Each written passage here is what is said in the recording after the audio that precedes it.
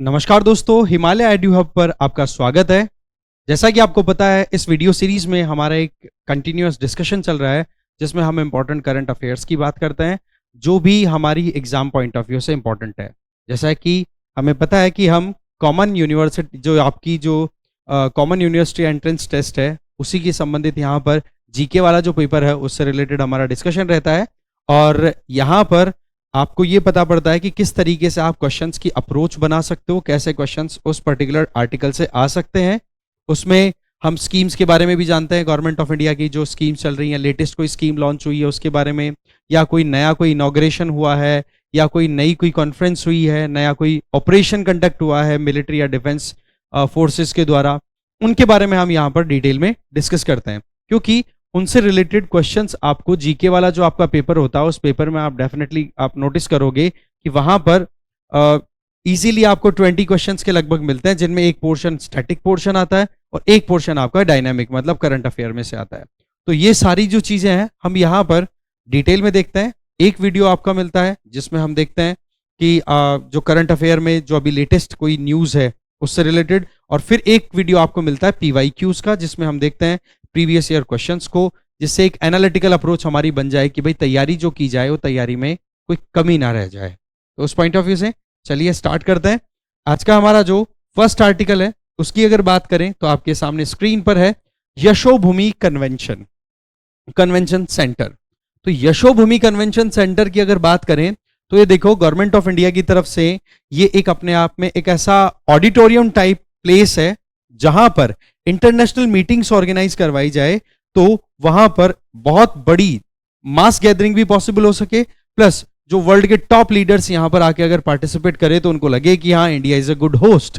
तो इसी चीज को ध्यान रखते हुए आप ये इमेज देख सकते हो कि ये जो एक ऑडिटोरियम टाइप प्लेस जो है स्टैब्लिश की गई है, बनाई गई है, इसी को यशोभूमि बोला गया है। इसका इनॉग्रेशन हमारे प्राइम मिनिस्टर नरेंद्र मोदी जी ने किया। इसका फर्स्ट फेज है वो कंप्लीट हो गया। अच्छा, यशोभूमि का अगर टेक्निकली नाम देखो तो नाम है India international convention and expo centre. इसका मतलब ये हो गया कि ये एक ऐसा सेंटर है, ऐसी प्लेस है जहां पर हम जनरली मतलब एक तरीके से मान लो गवर्नमेंट ऑफ इंडिया के द्वारा अभी G20 की मीटिंग होस्ट की गई, तो उस मीटिंग में जिन चीजों पे डिस्कशन करना था, किस तरीके से हम एक साथ इतनी बड़ी गैदरिंग को इकट्ठा कर सकते हैं, कैसे अलाउ कर सकते हैं कि हाँ भाई बिना कोई प्रॉब्लम के आप अपनी मीटिंग्स ऑर्गेनाइज करवा सको, तो उस पॉइंट ऑफ व्यू से ये जो यशोभूमि है ये हमारे लिए इंपॉर्टेंट हो जाता है। तो आप ये जरूर ध्यान रखोगे, ठीक है। तो यशोभूमि नाम किसका पड़ा है? IIICC से रिलेटेड हो गया। फुल फॉर्म आप जरूर याद रखोगे, India international convention and expo centre. इसके अलावा अगर देखो तो इसको बनाने में टोटल एक्सपेंडिचर लगभग 5,400 करोड़ का एस्टिमेट किया गया है। फिलहाल ये ध्यान रखना, ये अब की बार जो इनॉग्रेशन हुआ है ये फर्स्ट फेज है।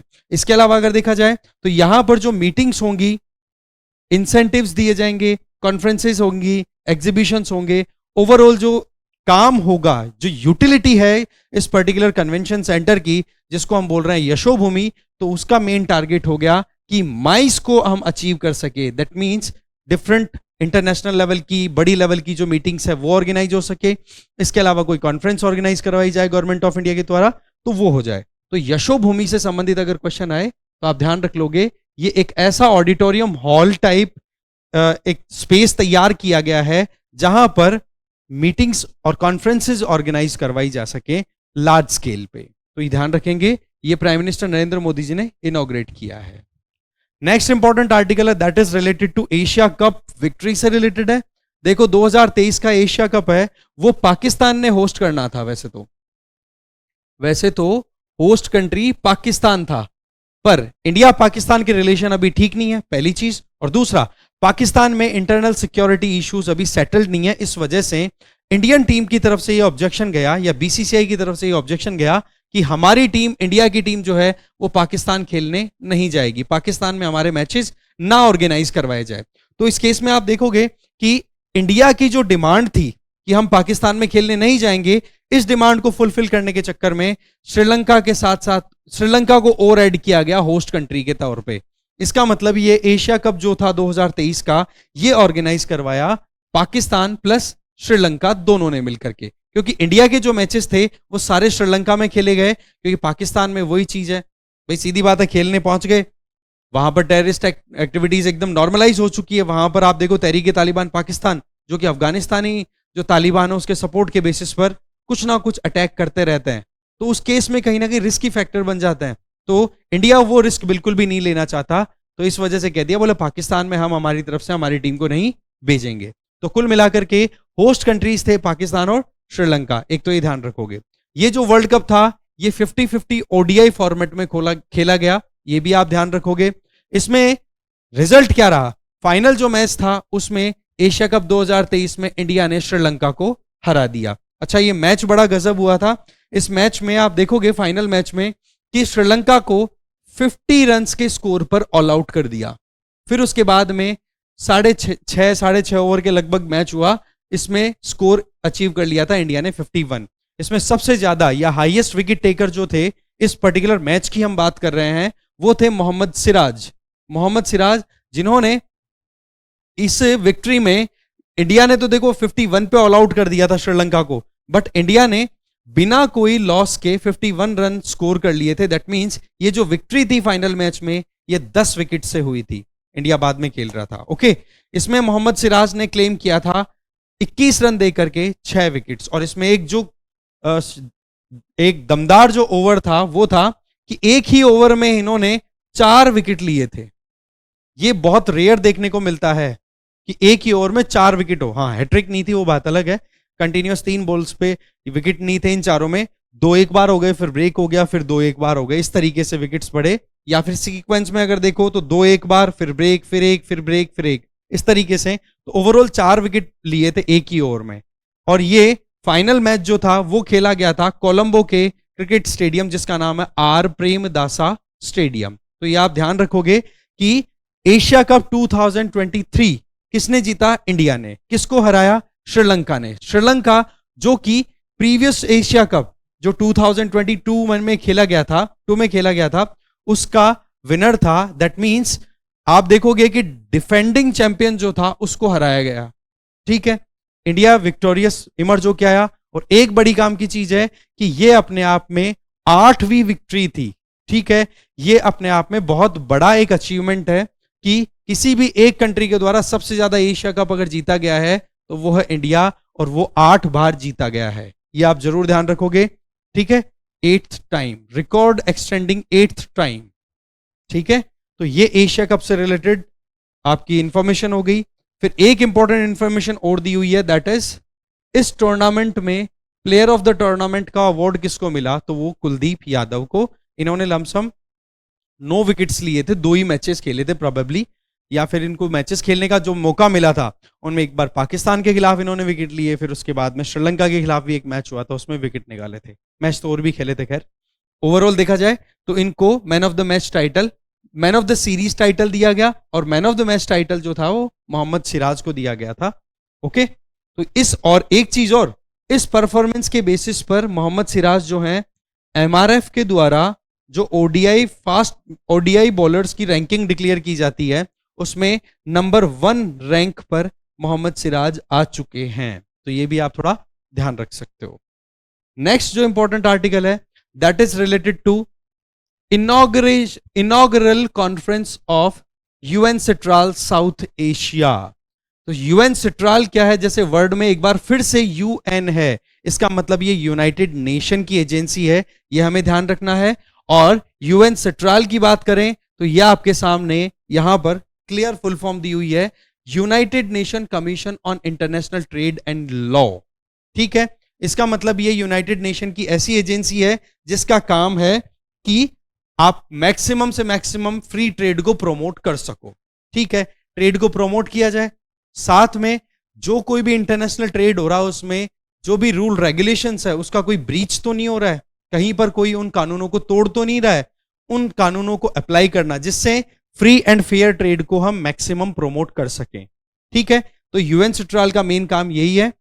ये कॉन्फ्रेंस 14 to 16 सितंबर के बीच में ऑर्गेनाइज हुई। इंडिया ने इस मीटिंग को होस्ट किया और ये इनॉग्रल कॉन्फ्रेंस थी। इसका मतलब ये देखो, यूएन सेंट्रल साउथ एशिया की तरफ से ये आप देखोगे कि जो इसका इनॉग्रेशन हुआ कॉन्फ्रेंस का वो इंडिया ने होस्ट किया है, इंडिया इसका होस्ट कंट्री रहा।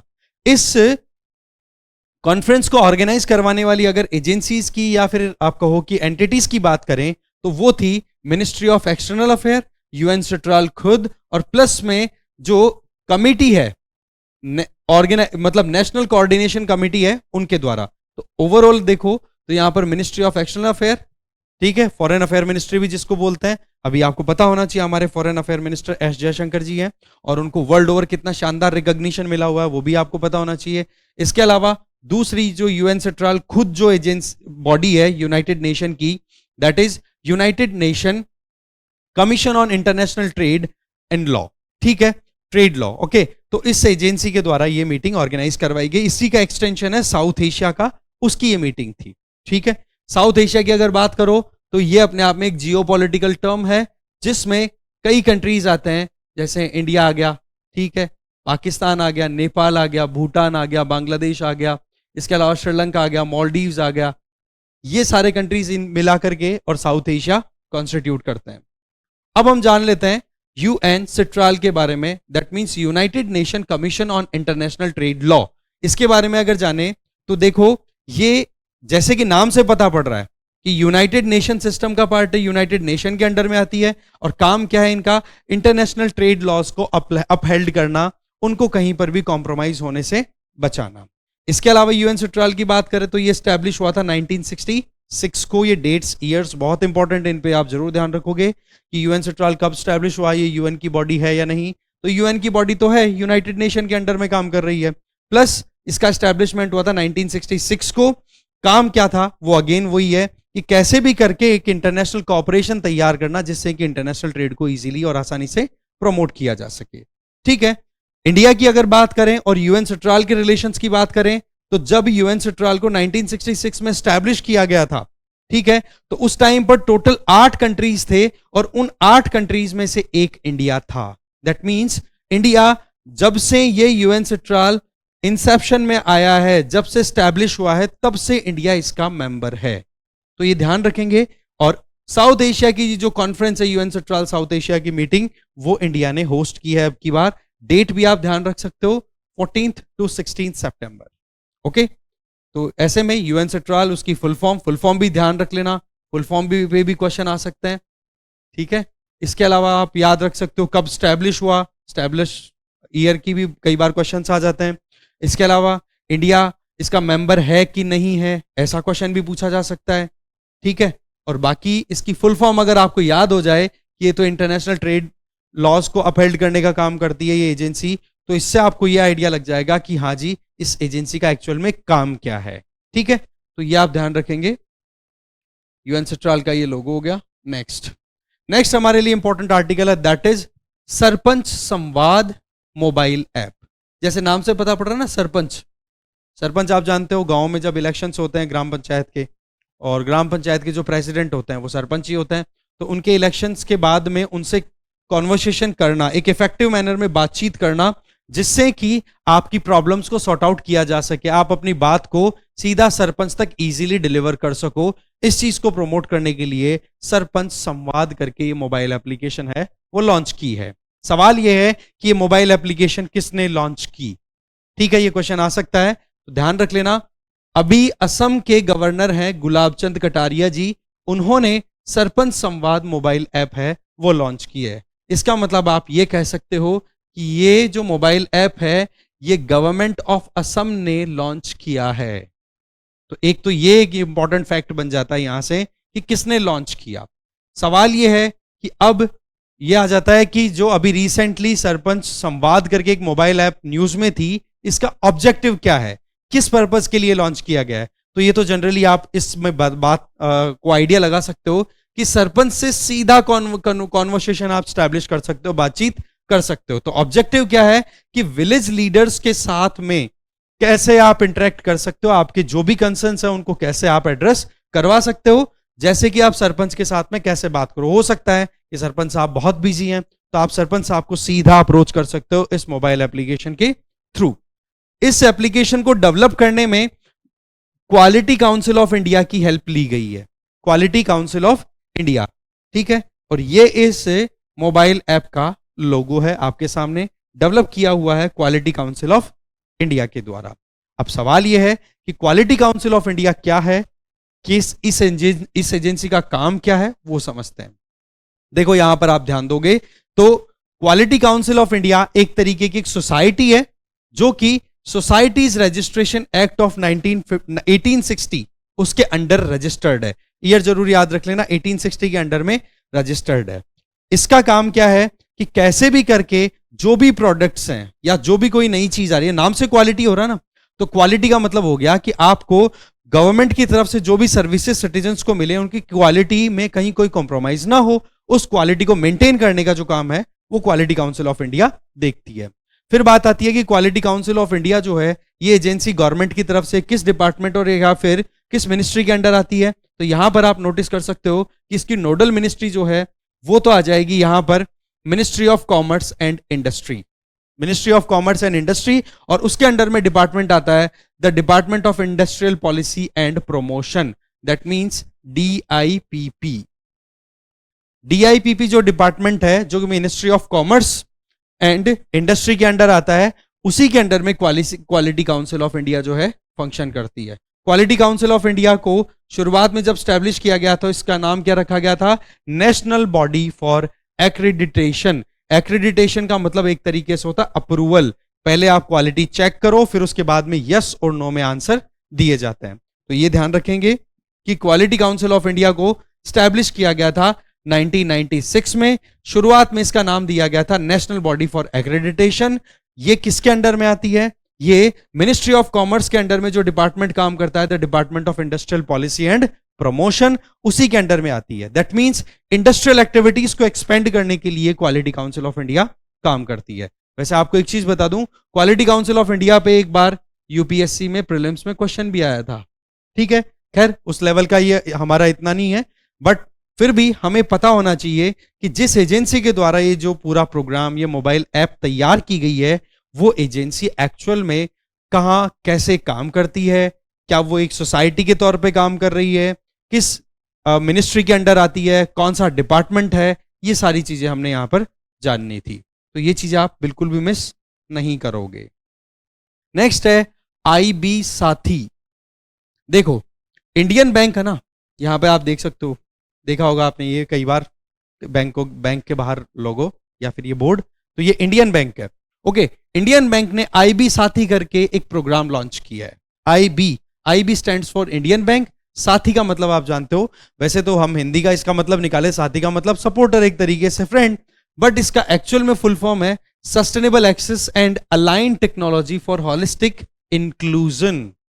इसका मतलब ये हुआ कि टेक्नोलॉजी को हम इस तरीके से यूज करें जिससे कि जो भी बैंक यूजर्स हैं, पर्टिकुलरली यहां पर बात हो रही है इंडियन बैंक की, जितने भी बैंक यूजर्स हैं उनको इंडियन बैंक के प्लेटफॉर्म को यूटिलाइज करने में प्रॉब्लम ना आए, वो इजीली अपनी प्रॉब्लम्स को सॉल्व भी कर लें, इजीली बैंकिंग फैसिलिटीज को एक्सेस भी कर सके। और ये भी एक टारगेट है कि इस IB साथी प्रोग्राम के बेसिस पे इंडियन बैंक जो है वो अपने कस्टमर बेस को एक्सपेंड करना चाहता है, ज्यादा से ज्यादा लोगों को अपनी बैंकिंग सिस्टम में लाना चाहता है, ठीक है। तो ये आप ध्यान रखोगे, IB साथी प्रोग्राम इंडियन बैंक ने लॉन्च किया है। क्यों किया है ये मैंने आपको बता दिया कि जो भी बैंक यूजर्स हैं, इंडियन बैंक के जो कस्टमर्स हैं, उनको जिस भी तरीके के इश्यूज आते हैं, जो भी उनको हेल्प लेनी है, वो आराम से यहां से सॉर्ट आउट हो सकती है। इंडियन बैंक का टारगेट यहां पर यह है कि ज्यादा भी नहीं तो 5000 के लगभग बैंकिंग कॉरेस्पॉन्डेंट्स हैं वो तैयार किए जाएं। बैंकिंग कॉरेस्पॉन्डेंट का मतलब हो गया कि बैंकों की तरफ से रिप्रेजेंटेटिव जो कि फाइनेंशियल इंक्लूजन को प्रमोट करते हैं। फाइनेंशियल इंक्लूजन का मतलब ये हो गया कि जो लोग भी गांवों में रहते हैं या फिर जो भी हमारी सोसाइटी के उस सेक्शन से बिलोंग करने वाले लोग, जिन लोगों को अभी तक बैंकिंग फैसिलिटीज नहीं मिल रही हैं, तो उन लोगों को फैसिलिटी प्रोवाइड करने के लिए ये अपने आप में एक इनिशिएटिव लिया जा रहा है बैंक के द्वारा, खुद के द्वारा, ठीक है। तो ऐसे में ये ऑपरेशन चलेगा मार्च 2024 तक, ठीक है ना। तो ये अपने आप में आप ध्यान रखोगे कि कोशिश ये है कि बैंकिंग एक्सेसिबिलिटी, बैंकिंग कवरेज को एक्सपेंड किया जाए। और इस प्रोग्राम को लॉन्च किया है इंडियन बैंक के managing director and CEO SL Jain, ये पर्सनैलिटी का नाम भी बहुत इंपॉर्टेंट हो जाता है। कई बार आपने देखे, हमने प्रीवियस ईयर क्वेश्चन पेपर जब डिस्कस किए तो ये क्वेश्चन आते रहते हैं कि कोई पर्सनैलिटी का नाम दे दिया, रिसेंटली न्यूज में था, भाई बताओ क्या है ये। इसके अलावा ये भी पूछा जा सकता है कि भाई इंडियन बैंक रिसेंटली किस प्रोग्राम को लॉन्च किया था जिसके बेसिस पर, या फिर ये पूछा IB साथी बैंक, IB साथी करके एक प्रोग्राम न्यूज में था, ये किससे रिलेटेड है, बैंकिंग से रिलेटेड है या फिर कुछ और। एक तरीके से थीम आपको समझ में आनी चाहिए। फैक्ट्स, हमेशा कभी भी कुछ लर्निंग करो तो फैक्ट्स तो आपको ध्यान रखने ही है, क्योंकि अभी फिलहाल इनिशियल स्टेज पे आप नोटिस करोगे कि ये जो आपकी एग्जाम है ये जनरली डिपेंडेंट ही फैक्ट्स पे है। इसके अलावा फिर बाद में जब टाइम बीतेगा तो हो सकता है कि बाद में आपको हो सकता है कि आपको ये देखने को मिले कि कुछ एनालिटिकल अप्रोच में भी क्वेश्चंस आ जाएं। अभी कंपटीशन स्टार्ट हुआ है, कंपटीशन जैसे जैसे आगे बढ़ेगा वैसे वैसे इसका लेवल भी थोड़ा सा टफ होता चला जाएगा, वो आपको पता ही है। फिलहाल तो ये आपके लिए इंपॉर्टेंट न्यूज थी। नेक्स्ट इंपॉर्टेंट न्यूज है प्रधानमंत्री विश्वकर्मा स्कीम। ये बहुत ज्यादा इंपॉर्टेंट स्कीम है। ऐसी स्कीम्स की एक तो देखो, गवर्नमेंट के द्वारा जो भी स्कीम्स लॉन्च की जाती हैं उन स्कीम्स में एक तो क्वेश्चन ये आता है कि ये कौन से साल में लॉन्च हुआ था। दूसरा ये पूछा जाता है कि स्कीम का एम क्या है। अभी फिलहाल जितनी भी स्कीम्स आई हैं, PYQs अब हमने जो सॉल्व किए हैं, उनमें ज्यादातर यही पूछा गया है कि ये स्कीम लॉन्च कब हुई, कौन से साल में लॉन्च हुई। तो ये बहुत इंपॉर्टेंट हो जाता है। तो PM विश्वकर्मा स्कीम जो है वो 17 सितंबर 2023, ये ध्यान रख लेना, डेट बहुत इंपॉर्टेंट। इस डेट को लॉन्च हुई जिस दिन विश्वकर्मा जयंती थी। विश्वकर्मा भगवान, ठीक है, जिनको इंडस्ट्री के एक तरीके से गुरु भी माने जाते हैं, या फिर ये कहो कि इंडस्ट्रियल सेक्टर को प्रमोट करने के लिए या इंडस्ट्रियलाइजेशन के लिए इनको उनके भगवान भी माने जाते हैं। ठीक है, इनकी अगर फोटो देखोगे तो आपको दिखेगा हाथ में स्केल है, इस तरीके से मेजरमेंट और ये सारा काम। ठीक है, तो एक्चुअल में जो लोग आर्टिशंस होते हैं, जो लोग क्राफ्ट्समैन होते हैं, जो अपने हाथों से काम करते हैं, उनके भगवान, ओके, वो सारा देखो फिर इंडस्ट्रियलाइजेशन की तरफ ही चला जाता है। सो यहां पर आप देखोगे कि PM विश्वकर्मा स्कीम जो है वो विश्वकर्मा जयंती जो कि 17 सितंबर 2023 की थी, उसी दिन प्राइम मिनिस्टर नरेंद्र मोदी जी के द्वारा इसको लॉन्च किया गया है। एक बड़ी इंपॉर्टेंट बात, ये सेंट्रल सेक्टर स्कीम है। इसका मतलब ये हुआ कि इस स्कीम की जो 100% फंडिंग है वो सेंट्रल गवर्नमेंट ही देखने वाली है। अगर यहां पर ये लिखा हुआ होता कि ये सेंट्रल स्पॉन्सर्ड स्कीम है तो यहां पर सेंट्रल गवर्नमेंट एक अमाउंट डील करती और बचा हुआ अमाउंट वो स्टेट गवर्नमेंट डील करती, बट यहां पर लिखा है सेंट्रल सेक्टर, तो आप ये चीज जरूर याद रखोगे। इसके अलावा इस स्कीम के लिए इनिशियल आउटले, दैट मींस इस स्कीम का एक कैलकुलेटेड अमाउंट जो है वो बताया गया है 13,000 करोड़ रुपए। इसमें मेन काम क्या है कि जो फिशरमैन हैं, मछुआरे हैं और उनके परिवार के लोग हैं ना, उनकी लाइफ को कैसे हम इजी गोइंग बना सकते हैं। शुरुआती तौर पर 1 लाख रुपए तक का क्रेडिट सपोर्ट दिया जाएगा, लोन दिया जाएगा। फिर जब वो 1 लाख रुपए का लोन जब मछुआरे ने लिया और उसके बाद में जब अपनी परफॉर्मेंस अच्छी की, जो भी EMI थी, जो भी रिटर्न देना था, रीपेमेंट करना था, वो टाइम पे कर दिया, तो सेकंड ट्रेंच में भी उनको लोन फैसिलिटी दी जाएगी 2 लाख रुपए की। तो कुल मिलाकर के एक तरीके से फिशरमैन्स को बेनिफिट देने का मेन टारगेट है। इसके पीछे एक थोड़ी सी स्टोरी है। देखो होता क्या है कि जिस तरीके से वर्ल्ड में हम फिशरी के लिए जाने जाते हैं ना, मछली पालन के लिए हम जाने जाते हैं, तो उस केस में जब हम मरीन इकोसिस्टम में जाएं और वहां पर से हम आप समझो कि समंदर से या ओशन से जाकर के पानी पकड़ मछलियां पकड़ के लेके आए, या फिर हम खुद घर पे या फिर आपके खुद के फार्म पर आपने कोई मछलियों का कोई सिस्टम आपने डाल रखा है, तो वहां पर आपको कुछ पैसे की रिक्वायरमेंट होती है। एक बार इनिशियल इनपुट कॉस्ट तो चाहिए होती है ना, इनपुट कॉस्ट बियर करना है, मछलियों की ब्रीड भी लानी है, उनके खाने के लिए अनाज भी लाना है, वो जो भी रिक्वायरमेंट है, फिर आपको इंफ्रास्ट्रक्चर भी डेवलप करना पड़ता है, तो उन चीजों के लिए चाहिए होता है पैसा। तो वो पैसा यहां पर फैसिलिटेट किया जाएगा। यहां पर एक इंपॉर्टेंट पॉइंट है कि इस स्कीम को इंप्लीमेंट करने वाली मिनिस्ट्री या एजेंसी कौन सी है, तो ये जरूर याद रखोगे, ministry of micro small and medium enterprises, MSME की जो मिनिस्ट्री है ना, वो यहां पर रोल प्ले कर रही है विश्वकर्मा स्कीम को इंप्लीमेंट करने का। तो ये कुछ इंपॉर्टेंट इंफॉर्मेशन थी आपकी CUET GK या जनरल पेपर से रिलेटेड। फिर नेक्स्ट इंपॉर्टेंट आर्टिकल है that is related to operation Sajag. Operation Sajag basically हमारी जो कोस्टल सिक्योरिटी गार्ड्स है ना, उनके द्वारा एक ये एक्सरसाइज की गई है। एक्सरसाइज की कहां गई है? वेस्टर्न कोस्ट पे। वेस्टर्न कोस्ट का मतलब हो गया अरेबियन सी वाले एरिया में ये एक्सरसाइज है वो कंडक्ट की गई है। तो ये ध्यान रखेंगे आप कि ऑपरेशन सजग रिसेंटली न्यूज में था। ये इंडियन नेवी ने किया, इंडियन एयरफोर्स ने किया, इंडियन आर्मी ने किया, कोस्टल सिक्योरिटी गार्ड्स ने किया। तो कोस्टल गार्ड ने ही किया है, तो आप ध्यान रखेंगे। ये कब हुआ ऑपरेशन? सितंबर 18, 2023 को। इसके अलावा इंडियन कोस्ट गार्ड ने इसमें कॉम्प्रिहेंसिव एक्सरसाइज, कॉम्प्रिहेंसिव का मतलब हो गया कि इसमें आप डिजास्टर मैनेजमेंट से रिलेटेड भी मुद्दे थे, उनको भी एक तरीके से ड्रिल की गई है, एक्सरसाइज की गई है। इसके अलावा मान लो कि 2008 में, आपको पता है 2008 में जो ताज होटल पे अटैक हुआ था, टेररिस्ट अटैक, उसके पीछे कहीं ना कहीं वेस्टर्न कोस्ट के थ्रू ही तो उनकी एंट्री हुई थी। ठीक है, जो टेररिस्ट थे अजमल कसाब और उसका वो पूरा ग्रुप, वो इधर से एंटर हुआ था। तो उन चीजों को रोकना, तो टेररिस्ट को कैसे रोका जाए, टेररिज्म को कंट्रोल करने से रिलेटेड, मतलब हर एक एस्पेक्ट में यहां पर देखा जाए। अच्छा, एक और पॉइंट कि हमारे जो फिशरमैन होते हैं वो कई बार फिशिंग करते करते दूर दूर तक चले जाते हैं, तो उन दूर दूर तक जाने वालों को भी कंट्रोल करना। इस तरीके से ऑपरेशन सजग जो है वो अलर्ट बनाने से रिलेटेड हो गया। इस इवेंट में ज्यादा जो फोकस रखा गया है वो ये कि सिक्योरिटी कैसे भी हमारी इंश्योर हो सके और एक तरीके से फिशरमैन्स जो सी पे हैं उनमें भी अवेयरनेस लाई जा सके। ठीक है, तो ये आप जरूर ध्यान रखोगे कि मछुआरे जो हैं उनकी प्रोटेक्शन पे भी इंश्योर करना। ठीक है जी, तो ये है ऑपरेशन सजग, ध्यान रख लेना।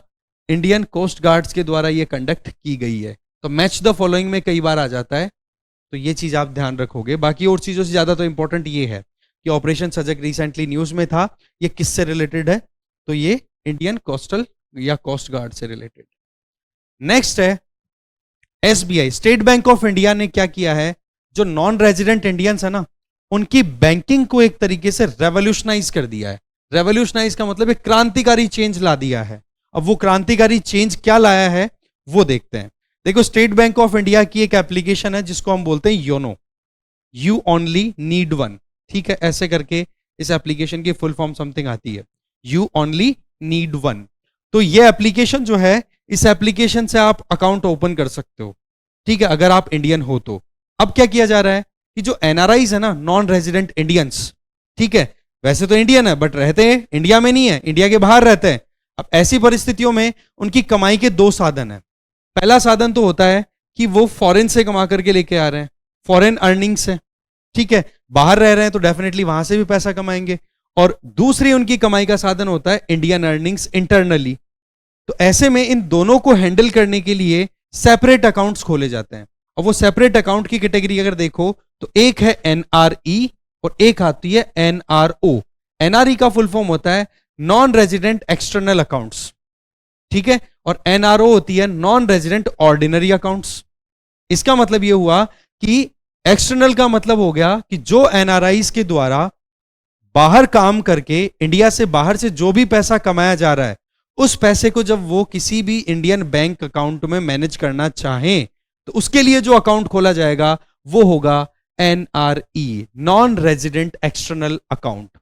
ठीक है, यहां पर आप देख सकते हो, a non resident external account is a bank account opened in India. ये खोला जाएगा कहां पे? इंडिया में खोला जाएगा। प्लस काम क्या हो उसका कि जो भी आपने फॉरेन अर्निंग्स की है उसको आप मैनेज करना चाहते हो, इसीलिए वर्ड आ गया यहां पर एक्सटर्नल, एनआरई। दूसरा अकाउंट जो खोला जाता है that is NRO, that is non resident ordinary account. इस अकाउंट की अगर बात करो तो एनआरआईज के द्वारा कहीं ना कुछ तो इन्वेस्टमेंट इंडिया में भी किया हुआ रहता है ना, तो उस इन्वेस्टमेंट के दम पर उन्होंने इंडिया में क्या पैसा कमाया है उस चीज के लिए उनको मैनेज करना हो अगर, तो वो एनआरओ अकाउंट खुलाएंगे। ठीक है, तो ये दोनों में आप डिस्क्रिमिनेशन या डिफरेंस अच्छे से याद रखोगे कि एनआरई क्या है। एनआरई नॉन रेजिडेंट इंडियंस का वो अकाउंट है जो कि इंडिया में ही किसी बैंक में खुलाया हुआ रहता है, बट उसमें वो एनआरई की बात कर रहे हैं, ठीक है, उसमें वो फॉरेन अर्निंग्स को मैनेज करते हैं, उसमें डिपॉजिट करना, इससे लेन देन करना, वो सारे काम। वहीं पर दूसरी तरफ अगर आप नजर डालो तो एनआरओ जो अकाउंट्स हैं उनमें आप ये देखोगे कि जो एनआरआईज हैं वो इंडिया में उनका जो इन्वेस्टेड अमाउंट है, इंडिया से जो उनकी अर्निंग हो रही है, उसको जिस अकाउंट में वो मैनेज करेंगे वो हो जाएगा आपका एनआरओ। ठीक है, अब ऐसे में ये दो तरीके का अकाउंट हो गए। अब दोनों अकाउंट्स में हो सकता है कि आपका सेविंग अकाउंट हो सकता है आपका करंट अकाउंट हो। तो इस तरीके के दोनों तरीके के अकाउंट्स, एनआरई और एनआरओ के सेविंग्स और करंट, दोनों तरीके के अकाउंट्स की ओपनिंग जो है वो इजी गोइंग बना दी गई है योनो एप्लीकेशन पे। इसका मतलब एनआरआईज अब आसानी से योनो एप्लीकेशन डाउनलोड करेंगे और वहां पर अपना बैंक अकाउंट खोल लेंगे, चाहे फिर वो एनआरओ अकाउंट हो या फिर एनआरई अकाउंट हो। ठीक है, तो ये चीज आप जरूर ध्यान रखोगे कि किस तरीके से ये मैकेनिज्म काम करता है। इसमें न्यू टू बैंक कॉन्सेप्ट पे काम किया जा रहा है। इसका मतलब नए एनआरआईज को अपनी तरफ अट्रैक्ट करना। देखो बैंकों के बीच में कंपटीशन है, ठीक है, किसके पास में ज्यादा डिपॉजिट्स आते हैं, जिसके पास जितना ज्यादा डिपॉजिट आएगा उतना ही वो लोन एक्सटेंड कर पाएंगे, जितना वो लोन एक्सटेंड करेंगे उतनी ही उनकी अर्निंग होगी, जितनी अर्निंग होगी उसी से फिर अपने डिपॉजिटर्स को भी कुछ ना कुछ रिटर्न देंगे, इससे उनका नेटवर्क भी एक्सपेंड होगा। और एनआरआईज तो वैसे भी तुम्हें पता है बहुत पैसा कमाते हैं, तो उस पॉइंट ऑफ व्यू से देखा जाए तो एनआरई और एनआरओ अकाउंट्स इंपॉर्टेंट है। और इन्हीं अकाउंट्स में सेविंग अकाउंट और करंट अकाउंट जो है वो खुलाए जा सकते हैं। उस चीज को इजी गोइंग बनाने के लिए एसबीआई ने अपनी तरफ से एक इनिशिएटिव स्टार्ट किया है कि एनआरआईज अगर एनआरई या फिर एनआरओ कोई सा भी अकाउंट खुलाना चाहे इजीली योनो एप्लीकेशन के थ्रू कर सकते हैं। योनो का आपने लोगो देख लिया होगा, ये योनो का लोगो है। ठीक है, तो इस तरीके से इस पर्टिकुलर वीडियो में तो देखो आपके लिए यही आर्टिकल्स हमारे लिए इंपॉर्टेंट थे, और जो कुछ भी हमारा बचा हुआ पोर्शन है या फिर कुछ एडिशन होगा वो आपको नेक्स्ट वीडियो में मिल जाएगा। इसी तरीके से आप हमारे इस वीडियो को प्लीज शेयर करना बिल्कुल ना भूलें, और साथ में अपने दोस्तों को बताएं कि हिमालय एडू हब करके एक हमारा एक प्लेटफॉर्म स्टार्ट हुआ है, जिस प्लेटफॉर्म पे हम CUET से रिलेटेड, यूजी, PG इनसे रिलेटेड सारी डिटेल डिस्कस करते हैं। साथ में हमारा एप्लीकेशन भी डेवलप्ड है, आप आराम से जाकर के प्ले स्टोर पे Himalaya edu hub down right करें, लिंक मिल जाएगा, डाउनलोड कर लें, या फिर डिस्क्रिप्शन में दिया हुआ जो लिंक है उस पर क्लिक करके डाउनलोड कर लें हमारी एप्लीकेशन को। ज्यादा से ज्यादा प्रमोट करें जिससे कि हमें भी एक मोटिवेशन मिले। ठीक है, thank you very much, keep following us and promote us, thank you.